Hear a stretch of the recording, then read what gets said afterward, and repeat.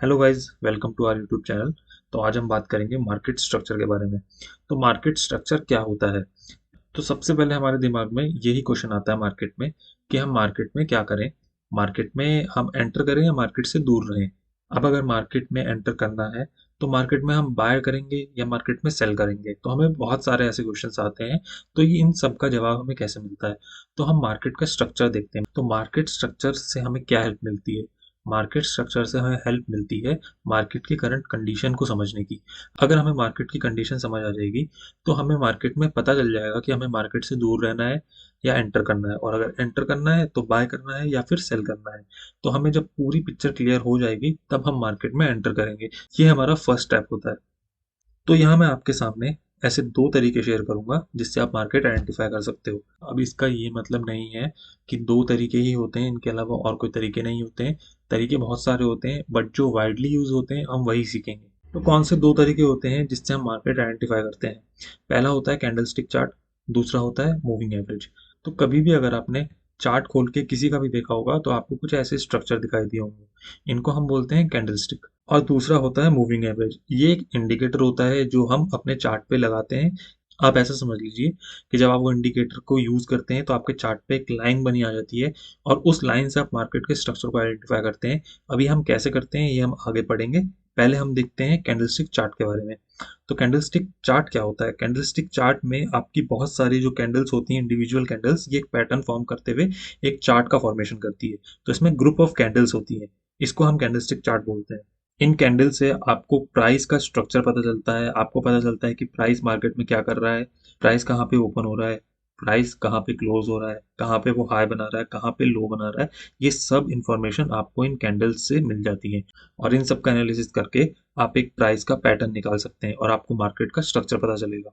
तो यहाँ तीन तरीके के मार्केट स्ट्रक्चर बनते हैं। पहला है अप ट्रेंड। अप ट्रेंड क्या होता है? इसमें series of higher highs and lows बनते हैं। तो इसमें क्या होता है, मार्केट लगातार अपने हायर हाइज बनाता जाता है, मतलब वो एक नई ऊंचाई हमेशा बनाता जाता है।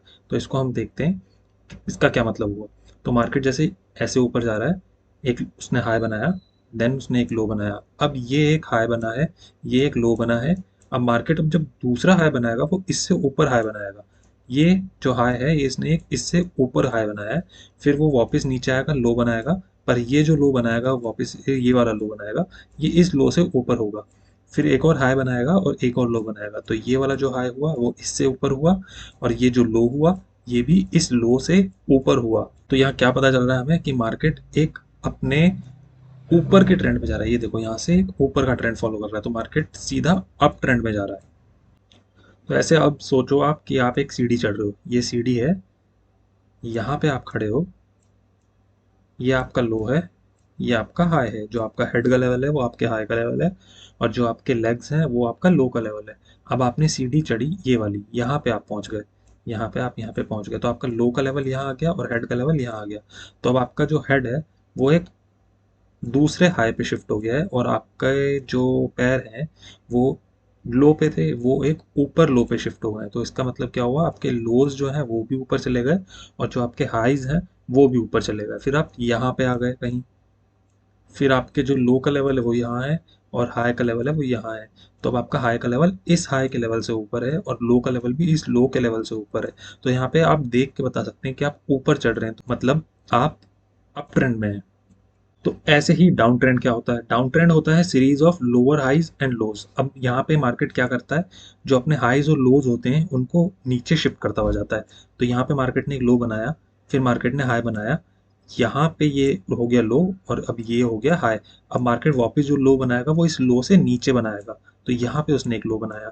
अब जो हाई बनाएगा मार्केट वो इस हाई से भी नीचे बनाएगा, तो यहाँ बनाया। फिर वापस नीचे आया, फिर इस लेवल पे बनाया, और हाई जो बनाया वो इस लेवल पे बनाया। अब आप देखो जो लो है वो नीचे शिफ्ट होते जा रहे हैं, और हाई जो है वो भी नीचे शिफ्ट होते जा रहे हैं। फिर ये लो और फिर ये हाई, ये सब नीचे ही शिफ्ट होते जा रहे हैं। तो मार्केट यहाँ से देख के पता चल रहा है कि मार्केट एक डाउन ट्रेंड में है। अब यहाँ पे हम वो सेम एग्जांपल ले लेते हैं कि अब सीढ़ियाँ जो हैं वो आप नीचे उतर रहे हैं। तो आप यहाँ पे खड़े हैं, सेम ये आपका लो लेवल है, ये आपका हेड का लेवल हाई लेवल है। अब आप सीढ़ी से नीचे उतर के यहाँ आ गए, तो आपका हाई का लेवल क्या है? हेड यहाँ पे, लो यहाँ पे। तो आपका जो हाई है वो नीचे शिफ्ट हुआ क्योंकि आप नीचे जा रहे हैं। और आपके जो पैर हैं वो भी नीचे शिफ्ट हुए।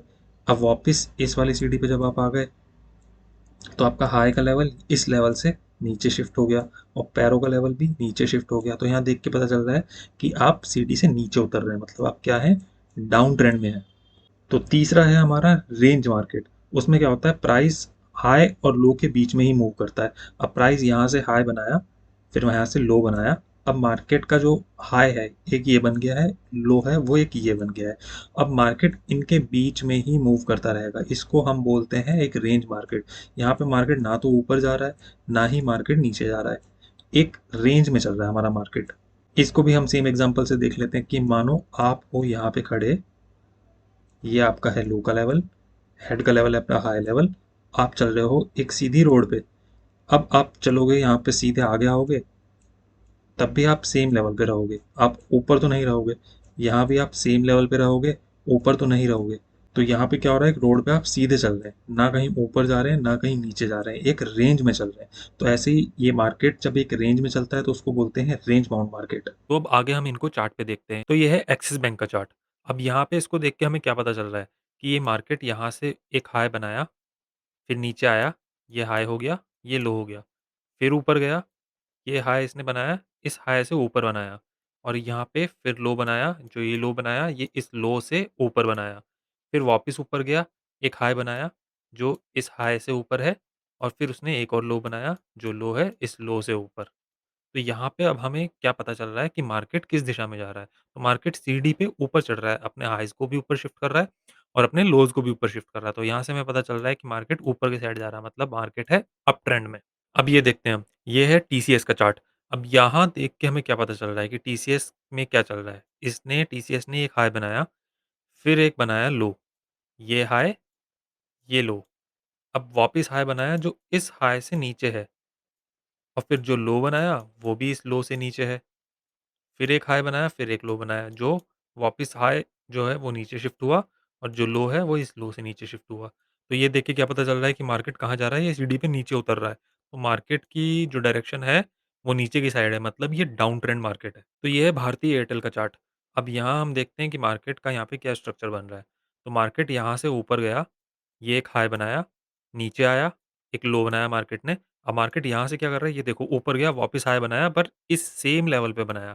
फिर नीचे आया, इस सेम लेवल पे लो बनाया, तो मार्केट यहाँ क्या कर रहा है, वापस देखो ऊपर गया, इस सेम लेवल तक गया। अब मार्केट क्या कर रहा है, इस रेंज में ही यहाँ से यहाँ तक घूमा है, यहाँ पे इस रेंज के अंदर घूमा है। तो यहाँ देख के क्या पता चल रहा है कि मार्केट ऊपर जा रहा है, नहीं जा रहा। मार्केट नीचे जा रहा है, नहीं जा रहा। मार्केट क्या कर रहा है, मार्केट सीधी रोड पे चल रहा है। तो ये क्या हुआ, एक रेंज बाउंड मार्केट, इसको साइडवेज मार्केट भी बोलते हैं हम। तो यहाँ पे हमें क्या करना है, यहाँ हमें मार्केट से दूर ही रहना है। जितना हो सके उतना दूर रहना है, हमें कोई अपॉर्च्युनिटी नहीं ढूँढनी है इस सिनेरियो में। क्योंकि ये आदमी रोड पे तो चल रहा है, बट क्या है, ये पागल आदमी है। इसका पता नहीं है ये किस दिशा में जाएगा और कब क्या कर जाए। तो रोड पे चलते हुए पागल को आप छेड़ना पसंद तो नहीं करोगे ना। ऐसे ही रोड पे सीधे चलते मार्केट से भी आप दूर ही रहो, उसको मत छेड़ो, जितना हो सके उतना दूर रहो। तो गाइज़ ये हुआ हमारा पहला तरीका मार्केट के स्ट्रक्चर को देखने का।